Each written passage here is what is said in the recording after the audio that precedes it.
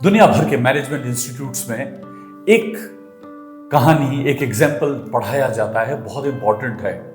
और वो ये कि दो बड़ी जूते बनाने वाली कंपनियों ने अपने एक एक सेल्समैन को पुरानी अफ्रीकन कंट्रीज में भेजा। बहुत पुरानी बात है, अफ्रीकन कंट्रीज में भेजा। एंड यू ऑल नो कि वो बहुत ही बैकवर्ड कंट्रीज थे।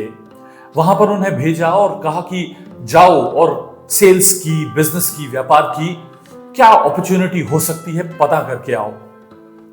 दोनों सेल्समैन वहां गए। एक सेल्समैन गया और उसने वहां जाकर देखा, लोगों को, रहन सहन को, उनके तौर तरीकों को देखा और तुरंत ही अपने कंपनी को मैसेज किया, अपनी कंपनी को संदेश भेजा कि यहां पर बिजनेस की कोई अपॉर्चुनिटी नहीं है, लोगों को कोई सेंस नहीं है और जूतों का तो कोई सेंस नहीं। यहां पर कोई भी जूते चप्पल पहनता ही नहीं है, नंगे पैर रहता है। यहां पर कोई अपॉर्चुनिटी नहीं है। दूसरी कंपनी का जो सेल्समैन आया था, उसने वही सब देखा, कल्चर भी देखी, लोगों को देखा, उनको नंगे पांव घूमते देखा और उसने संदेश भेजा अपनी कंपनी को कि जबरदस्त प्रोडक्शन बढ़ा दीजिए, क्योंकि यहां पर कोई भी जूते नहीं पहनता है। हमारे लिए अपॉर्चुनिटीज की भरमार है। एक ही सिचुएशन दो अलग अलग लोगों के लिए दो बिल्कुल opposite, completely different results, different idea देती है। और इसके पीछे का रीजन मालूम है क्या है? इसके पीछे का रीजन है, उसको हम बोलते हैं दृष्टिकोण, माइंडसेट। Mindset matters.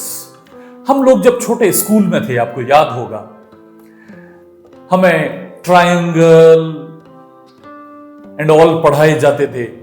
त्रिकोण, चतुष्कोण, पंचकोण, षटकोण, सप्तकोण, अष्टकोण, काटकोण, दीर्घकोण, लघुकोण, ये सारे कोण तो हमको पढ़ाए गए। पर जो सबसे इंपॉर्टेंट हमारी जिंदगी में काम आता है वो है दृष्टिकोण। हमारा माइंडसेट कैसा है, माइंडसेट ही तय करता है। बहुत सारे स्किल्ड लोग हैं, होशियार लोग हैं, अपने काम में हुनरमंद लोग हैं, लेकिन वो सक्सेस नहीं प्राप्त कर पाते क्योंकि उनका माइंडसेट सक्सेस का नहीं होता है। माइंडसेट सक्सेस अट्रैक्ट करता है, वेल्थ अट्रैक्ट करता है। कहते हैं ना, हम जो मैनिफेस्ट करते हैं वो पा लेते हैं। तो मैनिफेस्ट माइंडसेट करता है। हमको भी अगर जिंदगी में सफल होना है तो माइंडसेट को मास्टर करना ही होगा।